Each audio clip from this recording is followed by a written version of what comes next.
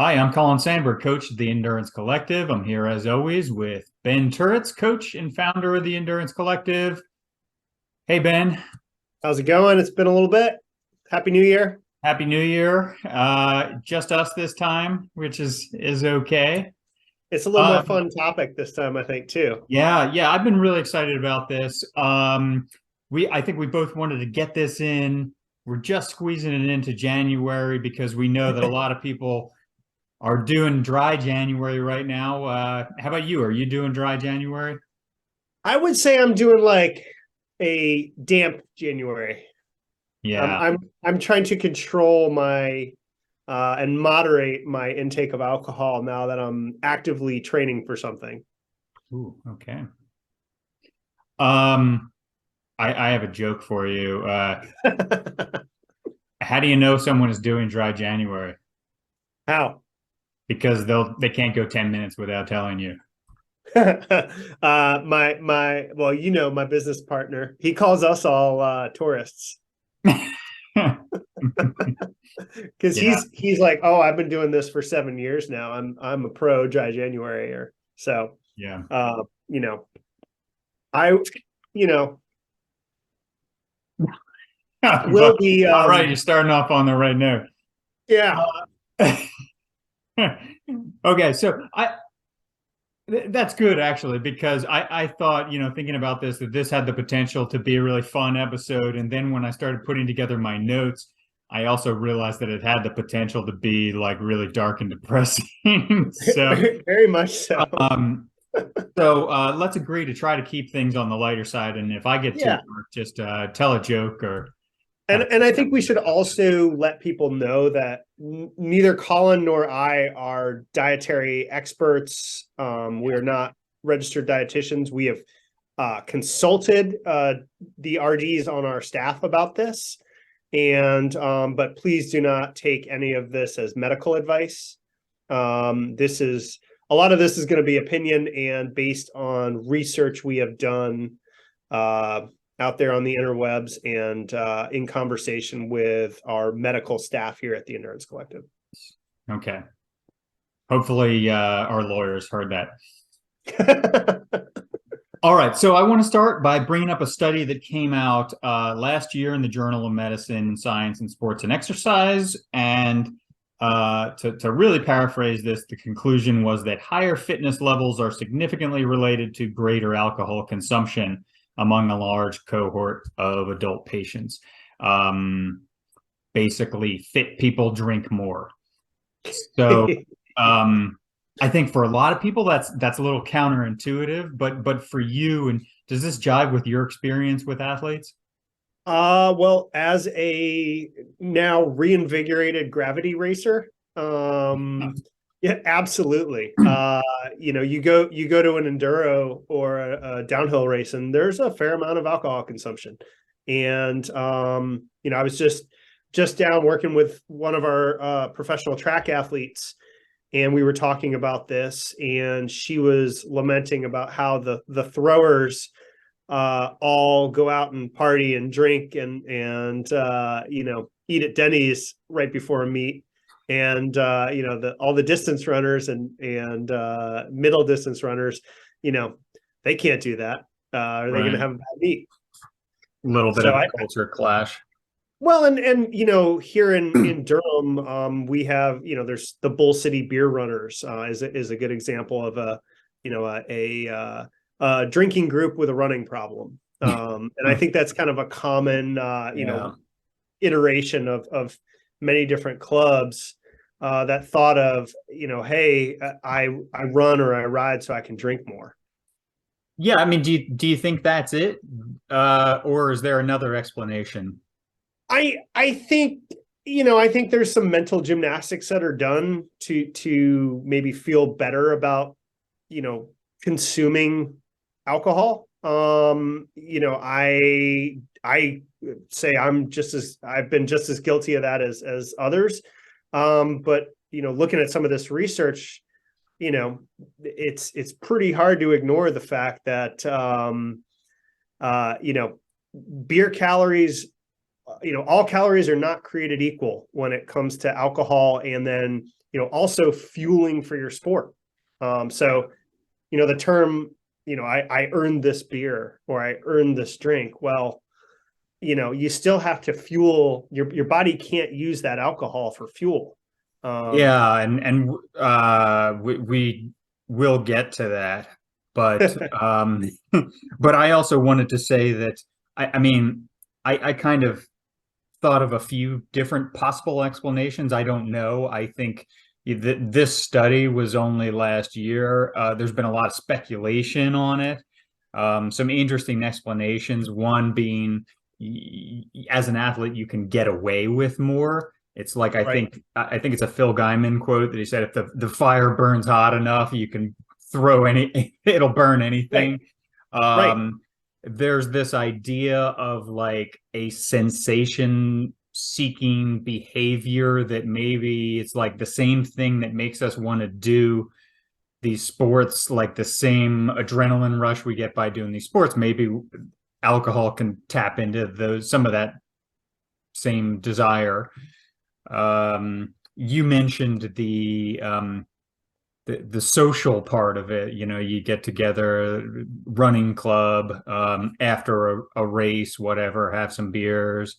I mean, us, we like to pop the tailgate after a mountain bike ride, and we've got our cooler, and everybody has a beer, and it is a nice social thing. And I'm definitely not going to be the person that's going to say not to drink, but there's some pretty significant drawbacks to it, and there's some pretty definitive peer-reviewed research that's come out recently about hey,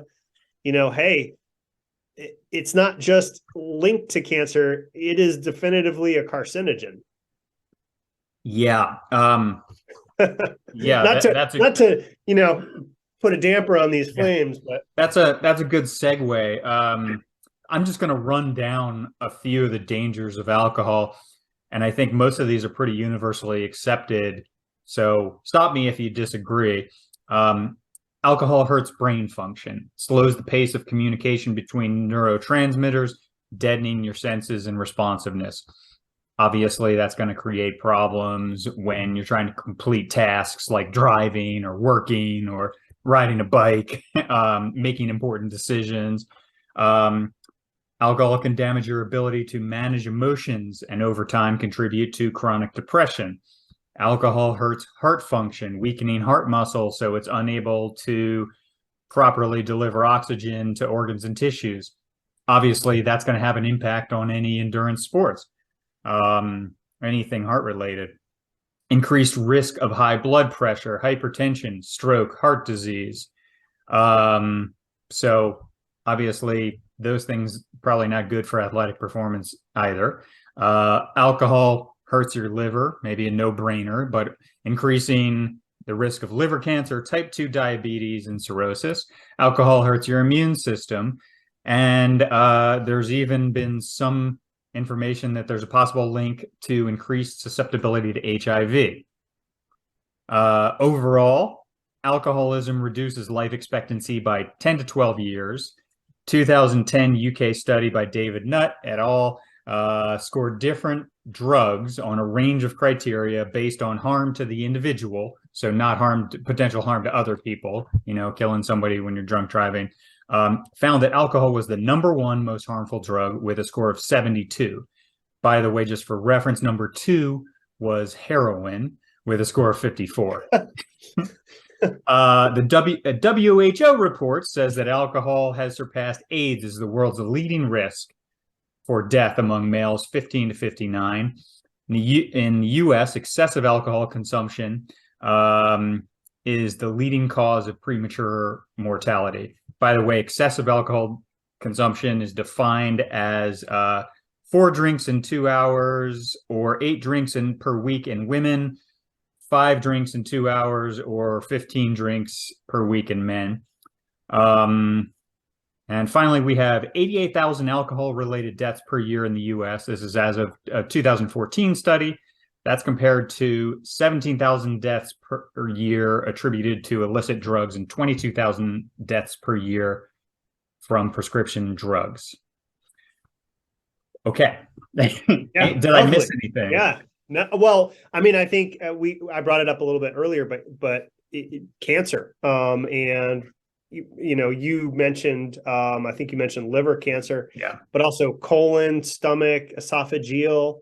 There's a list out there, and the American Cancer Institute released a study about how much do Americans know about the link between alcohol and cancer, and it's over 75% of Americans are unaware that there is a link between cancer and alcohol. So it's pretty shocking. And in that same study, the American Cancer Institute asked participants, hey, if we put warning labels on alcohol, would it be something that you would have a positive reaction to? And the answer was yes. They do that in the UK. Yeah. So there's a lot of education in the US that just hasn't happened. Yeah. Let's talk about the upsides. Okay. Zero. Are there potentially any upsides? Well, maybe a better way to start this is, after all of that, why would somebody drink?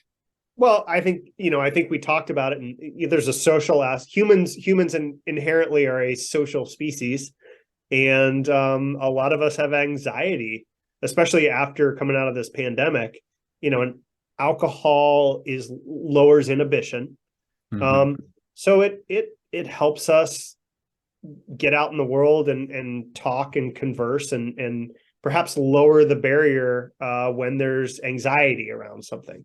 I think that's really, in my mind, the social aspect of alcohol is the biggest plus I can think of. But it's something that you can work around very easily if you were to, and by no means am I advocating giving up alcohol. But I think it is very tough for me to come up with a scientific there is no known scientific positive for alcohol other than there just isn't one. Yeah. Well, I would mostly agree with you with that I think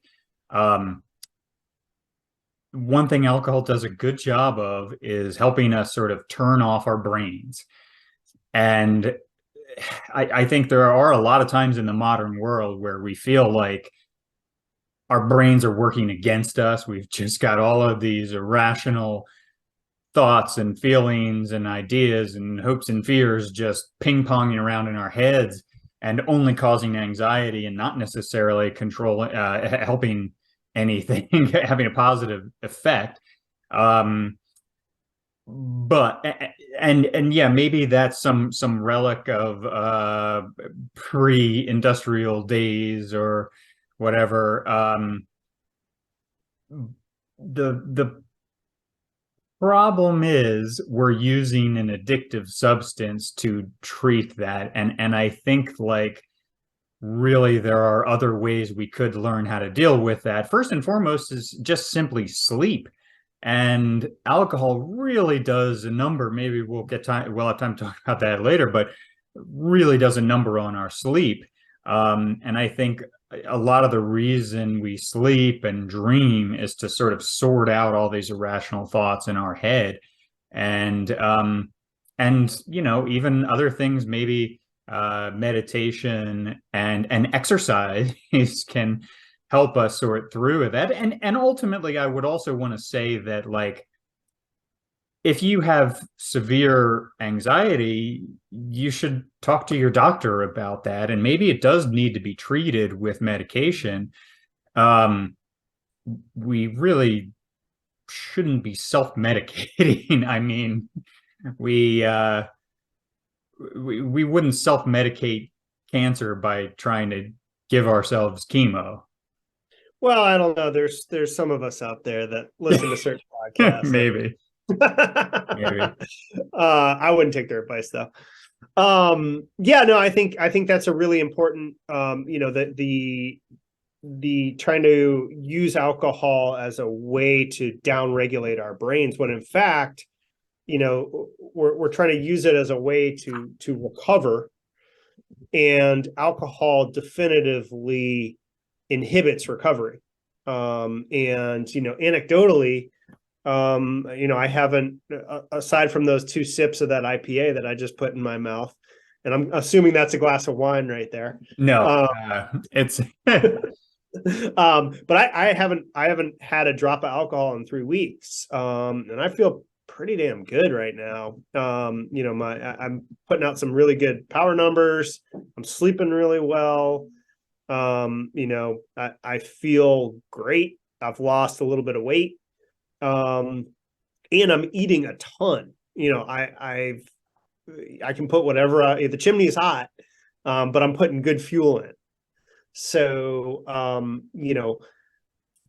I've kind of, like I said, I'm doing damp January. I don't think I'm going to give up alcohol. I like to have a glass of wine here and there with my wife, but, man, my performance has really benefited from not drinking as much as I drank in December when we were doing all our holiday stuff.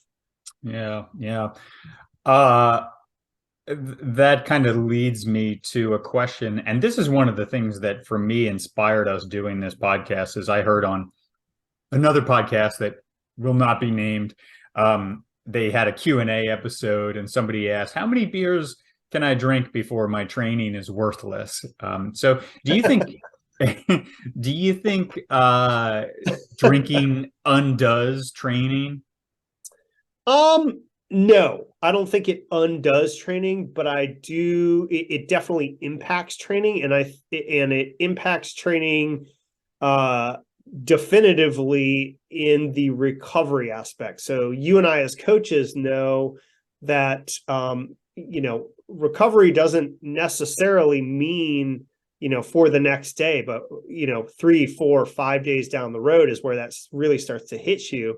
And if you do a big workout and you have a bunch of beers, and don't eat well, you might feel kind of not rested the next day, but it's 3 or 4 days after that big effort's going to have an impact on you, because you didn't top up your glycogen stores, and you weren't well hydrated, and you didn't get the amount of protein you needed because you were drinking beers and you felt full. And having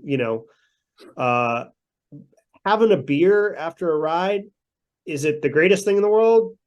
Probably not, but it's not the worst thing in the world either. It's not going to undo your training. Yeah. It's just not going to help you in any way. Yeah. And I think when I say that question sort of inspired this one, I was really frustrated with the way that they answered the question, because I feel like, you're asking the wrong question there. It doesn't undo your training, but it really impairs your recovery. And there's a few different reasons for that. Obviously, we talk about liver function, and we need our livers to filter out all sorts of other toxins. Alcohol hurts your immune system, and we use our immune systems to help us recover too.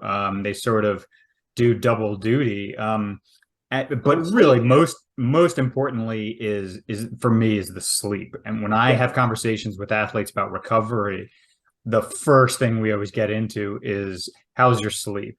Are you getting enough sleep? Are you getting good quality sleep? That's just that's the elephant in the room. And if you're not getting good sleep, it doesn't matter how many massages you get, or it's true. No, 100%. How many times you use your compression boots. Yeah. Um, or how much of your recovery drink you drank, or any of that self-care. Sleep is the number one most important recovery tool out there. And how often have you told an athlete to take a day off and just rest, lay around, take some naps and sleep? Because you're looking at their training load, and it's too much. You're never going to tell them to go have a bunch of glasses of wine and wind down and try to recover more. no, not usually. Yeah, I mean, so the whole, basic concept of training is that we experience a training stress, we tear ourselves down a little bit, and then in the recovery process, we rebuild a little bit stronger. So if that recovery process is impaired, we run into problems. Either we have to train less frequently, or not as hard, or not as much volume, or the alternative is that we keep the training load the same with impaired recovery, and we don't get the full benefit because of that general trend. Instead of having waves, but like long term is going upward, we still have the waves, but long term we're under recovering. It's a downward trajectory, and I think that is sort of what we're doing when we're impairing our recovery. It's not that there's no benefit to training. It's just that It's harder for it makes the recovery harder, and it takes your body longer to recover. Yeah. It's alcohol creates a whole lot of inflammation in your body. So does training. And so your body has to, inflammation is not always bad, but the type of inflammation created by alcohol consumption, is not good for you. It's hard for your body to deal with all that inflammation. And then on top of that, everything from your training stress, you can only do so much. Yeah. Yeah. And you mentioned earlier there's a nutritional aspect here too. Alcohol does contain a lot of empty calories, meaning they're not very nutritionally dense. And here, I'll get a little bit personal. Like many people, my drinking went up during the pandemic. And I can't completely attribute it to the pandemic, but it was certainly a factor. And I was up for a while at 4 to 5 drinks a night, almost every night. So I wasn't getting wasted every night, but I think that would be classified as heavy drinking by most people, by most definitions. And I weigh myself every day, and I compared my weight changes and my estimated caloric expenditure, which was mainly coming from my Whoop watch. And my estimate was that I was drinking about 500 to 700 extra calories every day, which is, probably I have like 3,000 calories every day. So that's like 20% of my daily calories are coming from alcohol beverages. And what I noticed was, my training would take a dip in the fall. I'd take some time off, and then I'd pick back up again. And I would gain weight like as soon as I stopped training, but then I'd start training again and it wouldn't come off. Right. I don't want to get too focused on weight gain, weight loss, because that's, I think, not the most important factor here. It's probably, I mean, obviously it's not going to help if we're carrying around 30 pounds of extra fat, but this nutritional aspect, that what are we not getting? Like, even if we've got an even caloric balance in our diets, if we're drinking 500 to 700 calories a day of empty calories, what are we not taking in? It's empty calories, and it's a toxin to your body. So your body's trying to burn it up immediately and then storing part of it as fat. So, one of the things I always advise athletes, especially endurance athletes, against is becoming an endurance athlete to lose weight. It just, you won't be successful, because being an endurance athlete requires fueling, and it requires that you as your volume and intensities go up, you need to put more fuel in your body. And if alcohol is suppressing your appetite, there are very few things that are for sure in the sport of cycling, in our world. But one of them is, if you don't put good fuel in, you're not going to get a result. Yeah. End of story. And so, alcohol can be really detrimental to how you fuel, because you're storing a lot of that as fat, and the other part of it is burned off as a toxin, and you can't eat like you normally would want to eat. I will say, since I've decreased my drinking, stopped my drinking, really, I'm eating a lot more, and I'm always in a calorie deficit because I'm training. And so I'm working really hard to eat a ton. My grocery bill has markedly gone up. Sucks that egg prices are so high right now. Yeah, that's a good segue too. I think this idea of like light drinking or moderate drinking, and this might be one that you and I have different feelings on. Do you think it's possible to moderately drink without harming your health or training in any significant way? Well, there's the, I think, kind of how you feel about that way, and there's the scientific answer to that, and the scientific answer is no. If you drink, your likelihood of getting any type of cancer goes up. And there is I think it's NIH study or an AICR study that recently came out. Yeah, it's 2022. Yeah. Personally, like I said, I like to have a glass of wine with dinner. Maybe not every night. I've kind of stuck with, I'm going to do that on the weekends a little bit here and there. So I do think it's possible to drink moderately. As in, everybody has a different definition of what moderate is. For me, it's a drink or two. And that's kind of how I feel personally. I don't know. What's your opinion on that? Well, so I think certainly if you have a sip of wine, a sip of beer, sip of whiskey, there's probably no measurable effect. And truthfully, for most people, probably if they're having one glass of wine or beer with dinner, they've got lots of time before bedtime, 3 hours before bedtime, probably there's not going to be a whole lot of measurable effect. It's certainly not good for you, which is, I think we're both mentioning that because for a while it seemed like they were trying to push that idea that a glass of wine every day can be good for you. And a lot of they found out that was kind of a flawed idea. I won't get into the details, but they've gone back on that. Basically, no amount of alcohol is good for you. For me, I have tried to cut down my drinking to just one glass a night or just on weekends, and it didn't work.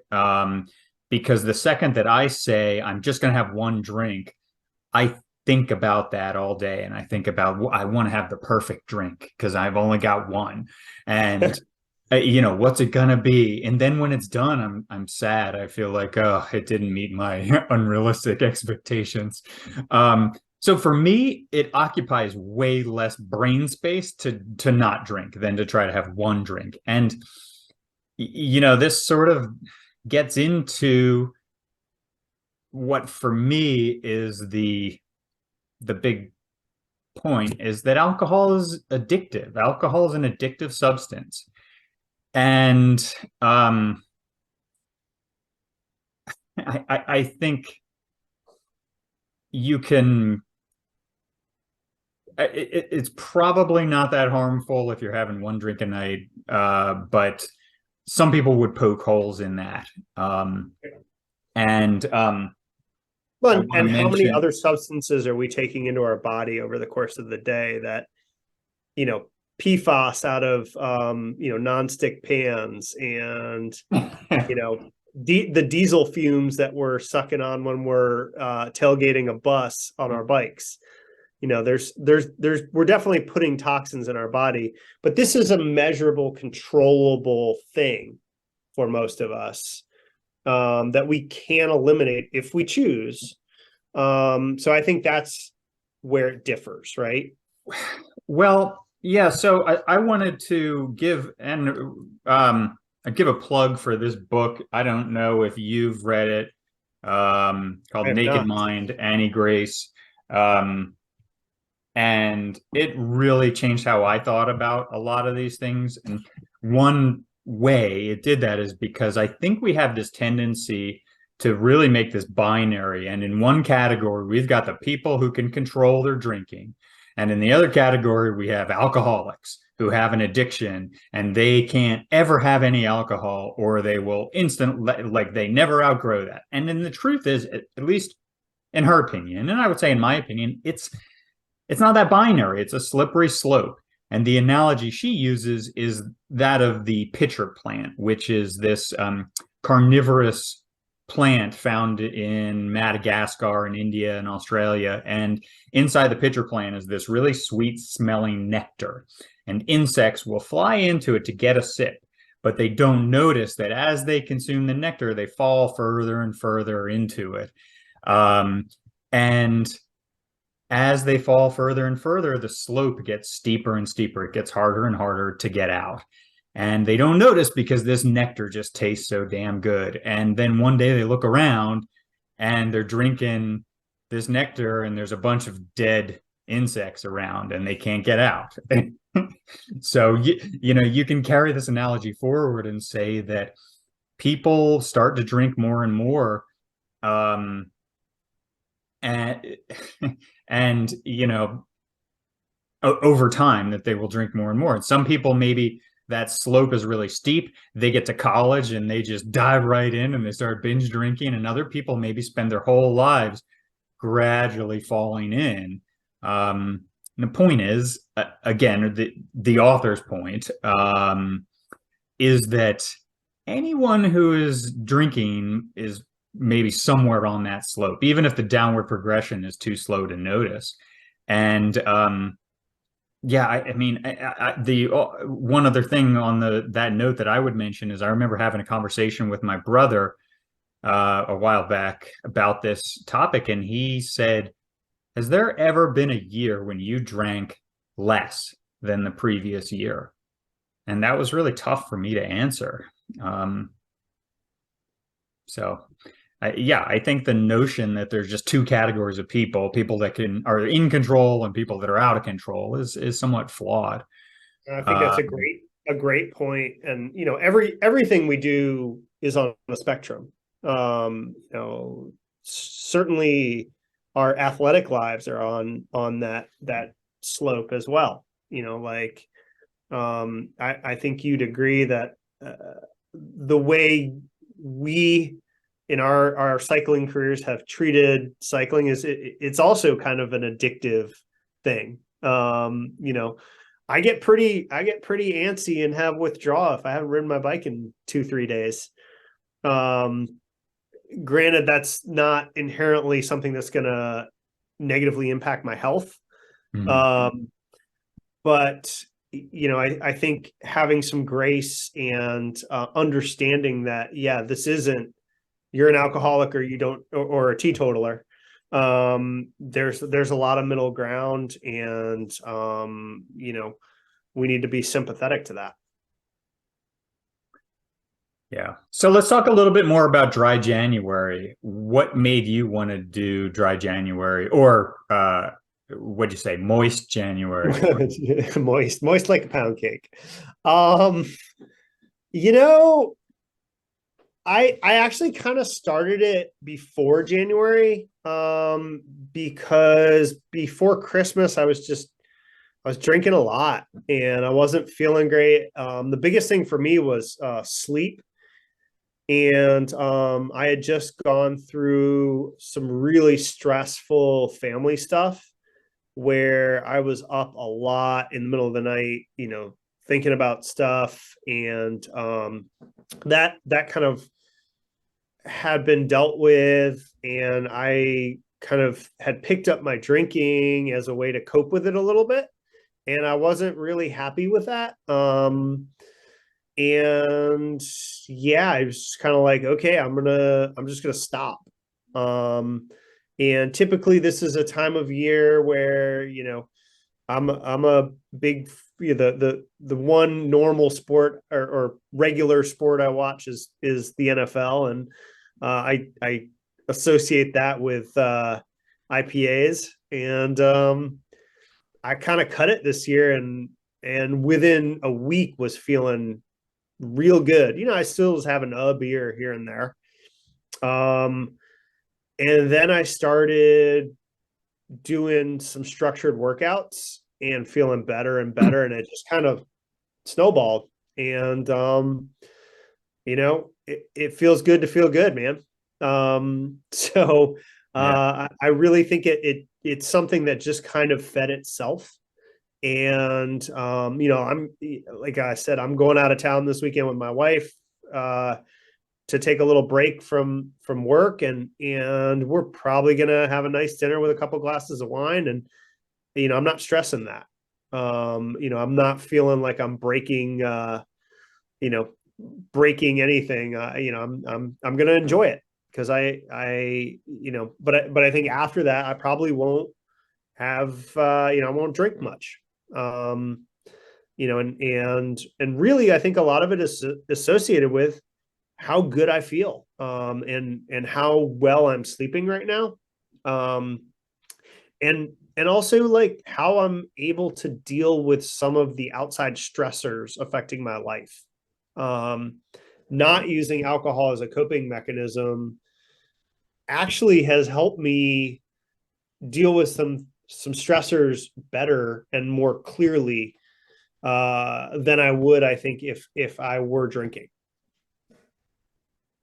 Yeah. Good. What Good. what what are your thoughts on dry January?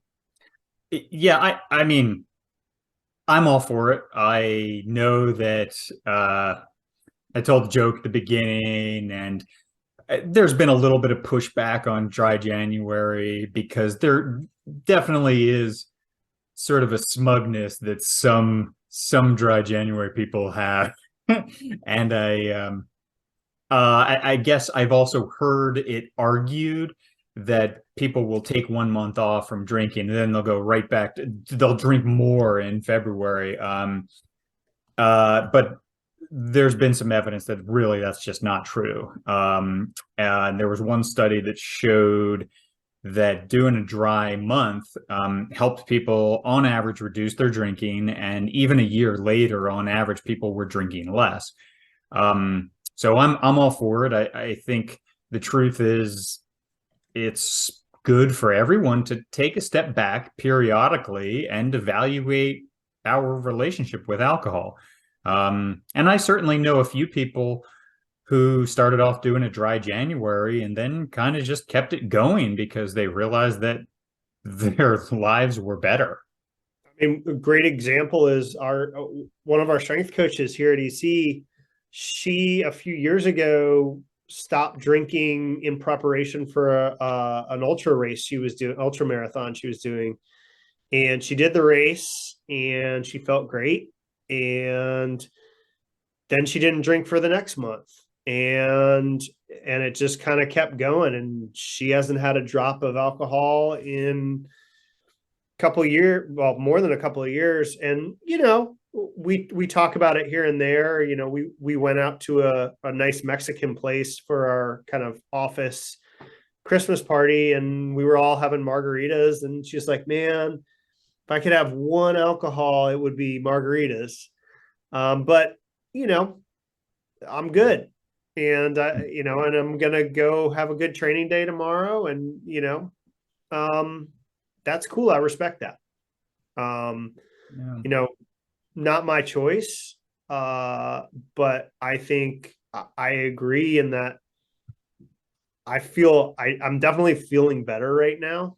You know, one of my pro mountain bike buds used to say, "Man, we're living the clean life, bro. You know, Mhm. clean life, dog, living clean."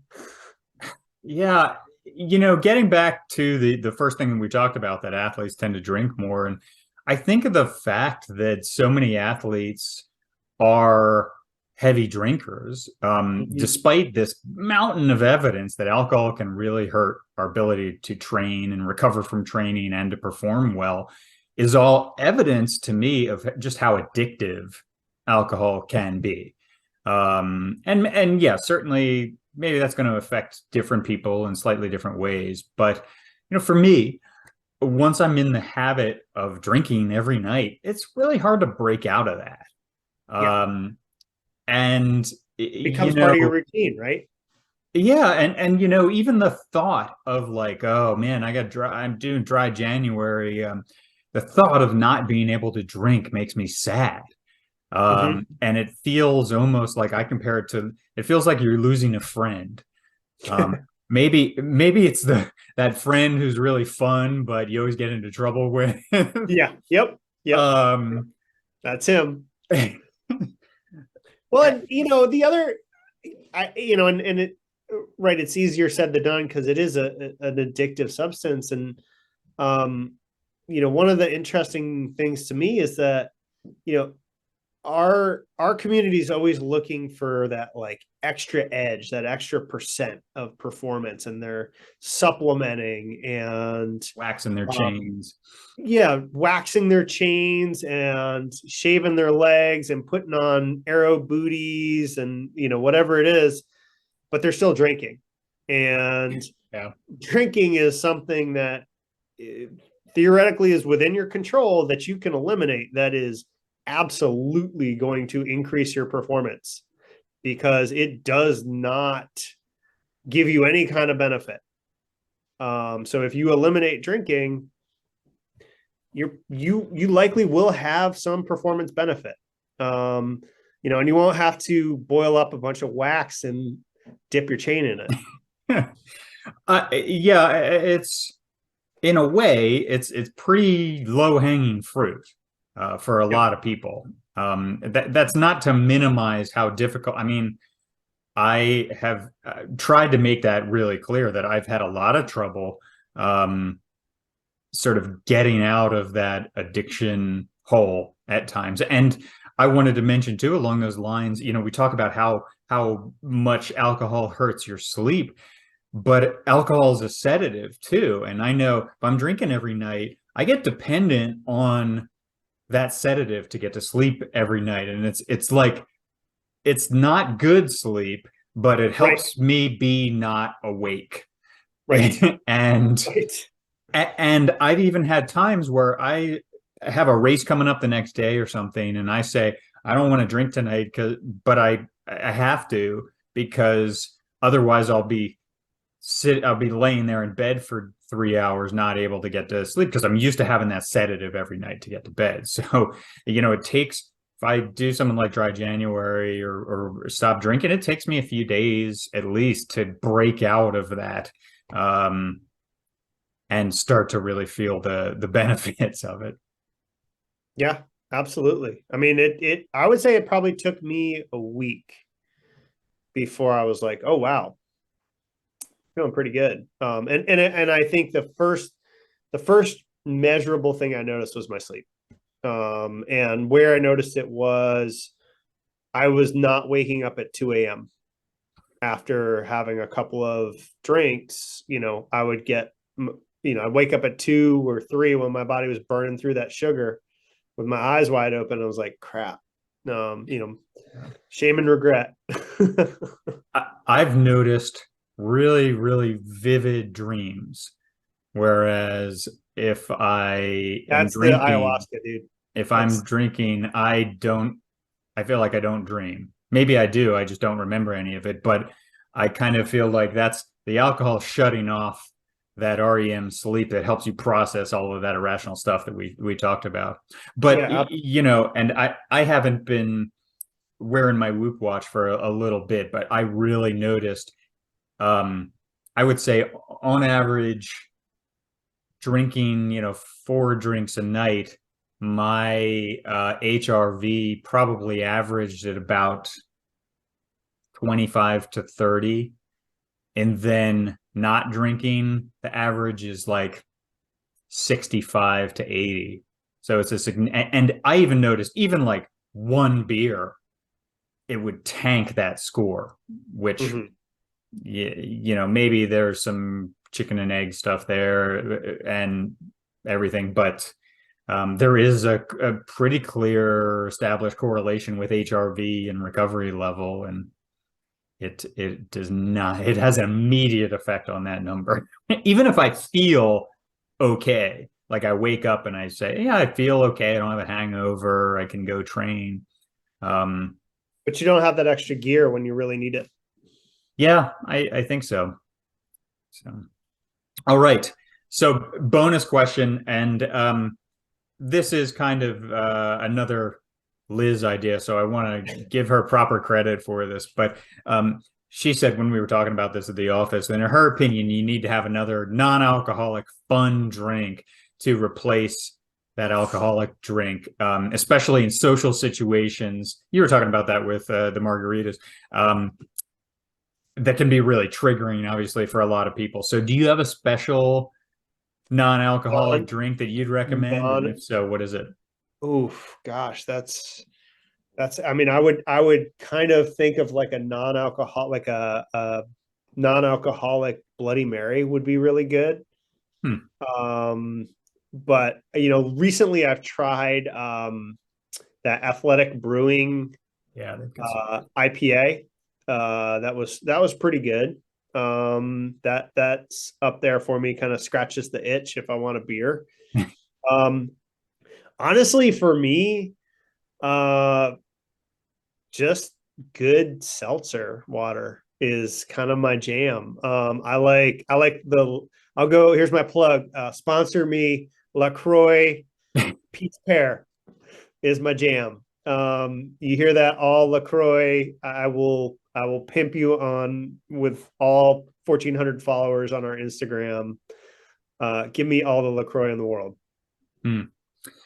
Yeah, I drink a lot of seltzer too. I usually just get the plain seltzer, and that's what this is. It's not wine. Thank you. I just put like water drops, those flavored water drops in the seltzer water. And occasionally I do make mocktails. There's a number of companies out there now who make some pretty decent NA spirits. I've had a bunch from this company called Ritual, makes all sorts of NA spirits, which unfortunately don't seem to be any less expensive than the alcoholic ones. Right, yeah. Kombucha, and a lot of times, actually, I like some kombucha.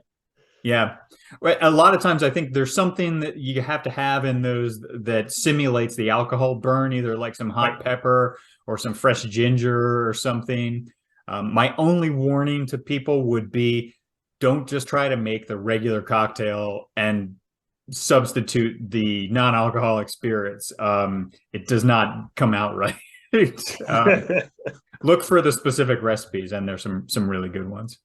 Cool. Yeah. Well, also Liz did mention to me there is good non-alcoholic wine out there. I've never tried it, so I'm going on her recommendation. I think I'll believe that when I taste them. Yeah, exactly. Anything. Right. I think all the French people in the world just got mad. They're probably unsubscribing. Yeah. Most of them won't even concede that there's any good American wine, let alone non-alcoholic wine. All us green New World wine people are we're just amateurs, tourists. All right, everybody. So thanks for joining us again. Please like and subscribe to our channel, and leave whatever comments or we'd love to hear comments on angry feedback or personal assaults, personal stories. Yeah. Roast us. You have, hopefully we haven't offended too many people, but